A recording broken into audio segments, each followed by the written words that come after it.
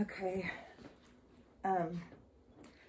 I have so much on my mind that just, it's like you're just being flooded. Every single thing that happens is like if you open yourself up to new perspectives, it's like the universe just keeps sending you and sending you more and expanding your mind. And like right now, even when I'm asleep, which feels like it's very, very small amount of time, that I feel like I'm in class or something, like I'm being taught all the time, like there's guides there, and sometimes you're looking at this big screen and they're showing, it's weird, but that has been going on for a while, and it just, it keeps going and going, and this weird sleep pattern thing that feels completely out of my control. But even with the no sleep and like, I don't know, it's kind of just makes your brain just feel kind of tired. But you also got to kind of trust, because when you're talking, you got to trust that you're given the right information. And when the information is coming, like I'll go in to write something down, and I'll just be like writing and writing. And sometimes my mind will start like talking to the information that's coming in. I'll be like, wait, what? No, you know, like all this. So when you're having these conversations that are coming in, and they're just like, and sometimes you've got information that's coming in, it feels like it's kind of like being at a boardroom table, and suddenly there's a bunch of people talking over each other.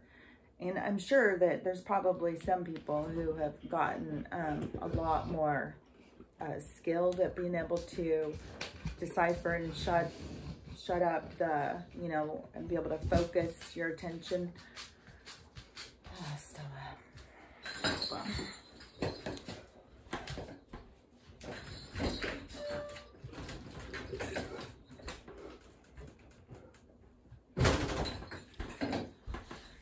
She really likes to just have all the attention. She doesn't like when I start doing something that doesn't include her. She has an attitude. Anyways, I just know that there's other people who can, you know, decipher it, but I'm still trying to figure it out. But so there's several things that have come to me. I won't be able to go through them all, and I'm sure I'll feel like I left a lot of stuff hanging, and I'll have to go back in to try and complete it.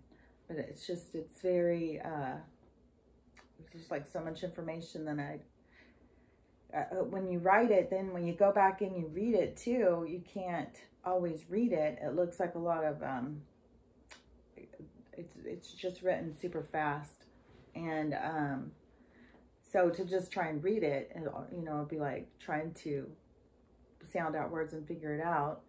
Or you just kind of go with what the images that they're giving you anyways to try and, you know, so just translate it. But there's just, the whole thing is that there's so much stuff coming in that it's just hard to feel like you covered it all fully.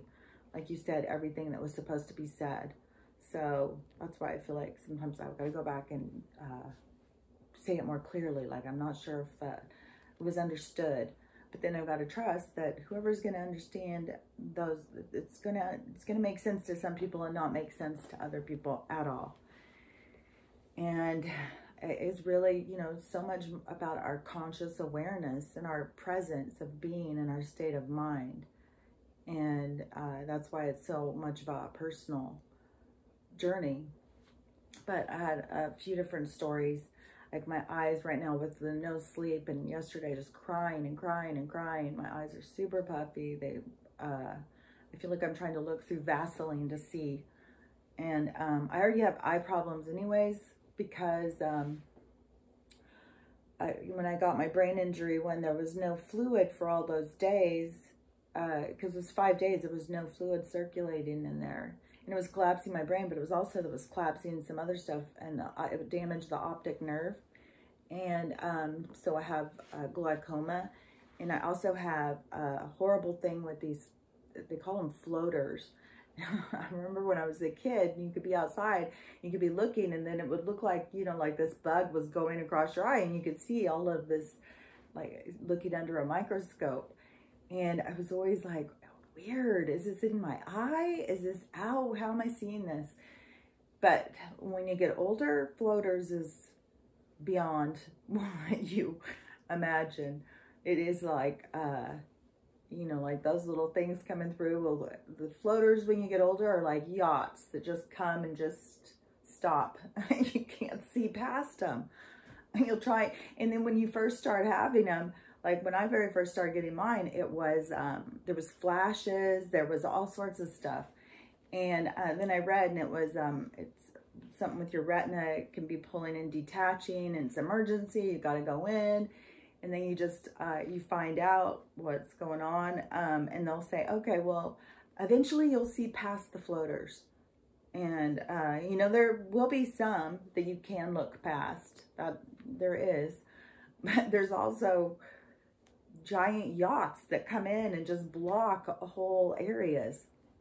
And you can't see past them. And I'll be like trying to move my head, like, especially I have the most problem with close-up vision, because I made that thing to get LASIK. When I got LASIK in my late 40s, and they say it's going to affect your up-close vision much sooner. Like if you're going to lose your up-close vision when you're in your late 60s, then it could happen in your late 40s or 50s or whatever. It was much sooner. And when they say it, you think, oh, that's a long ways away. But then when it happens, it's like, oh my God, I didn't know it was going to happen this fast. You know, you start noticing you can't read a menu in a restaurant. And anyway, so then when I got the floaters, that was just an add-on, more problems to try and see, you know. And then, so then I found out I also have glaucoma. So I have to go to the eye doctor all the time to get all these tests, and it's from the damage from the lack of fluid. I was told by a couple doctors that that is what gave me the damage. And I already have loss of vision in a quadrant. I think it's just in one eye, but it's like a quadrant. So like in certain areas, I could step, like I couldn't have a small dog for sure, because they like to be under your feet. I would step on them because I can't see certain areas. You have to, you know, mentally look down and see what's down there. You can't just, you know, expect you to understand. I can't tell you how many things I've tripped over with this loss of sight. So I knew something was happening, but then they keep testing, and then they keep, you know, have you come back, and then eventually they say, yeah, you've lost this area. But, you know, they try drops, and the drops are horrible. They'll make your eyes see, I mean, it's these hardcore chemicals they're putting into your eyes, and then you have all sorts of reactions to them. And I'm sure there's other reactions in your body besides just your eyes itching or burning and stuff like that. So then the drop, every time you go and you say, okay, well, they'll say, how are these? And you say, oh, these ones really burn my eyes. Okay, let's try a different one. Oh, these ones, my eyes just itch for hours. Okay, let's try a different one. So they do all these ones, and then it's like, and they're checking your pressures and all this stuff. Like there's so many things they've got to watch about this. And then they say, well, the best treatment now is this laser surgery. And so I was having no luck with the drops, did this laser surgery right before quarantine. I mean, it was right before, like, who knew we were going to suddenly be locked down and you couldn't go to the doctor or anything. So I got the surgery, and I was supposed to go to the doctor, I think, the next week. And then all appointments were canceled, and we were in strict quarantine. And so, you know, I had to go through this by myself with my eyes. And for one thing, the laser thing is uncomfortable when they're doing it anyways. You can feel stuff. They put these drops and stuff in your eyes that's supposed to make it not. But then once you get home, it felt like they had just skinned my eye, and just it felt like a burned scab over both eyes. It was very uncomfortable, super uncomfortable for days. one of my eyes was so sensitive. And if you even just went like that, you know, reached up like you got a little itch or a rub or any of the things that you do unconsciously, you would be woke up real quick because it hurt so bad. And I was like, well, this sucks. I'm definitely not doing this again. I mean, they'd have to go in and tell me, you know, I've got the best pressures and it's supposed to be done every year. It's like, there's no way I'm doing this again.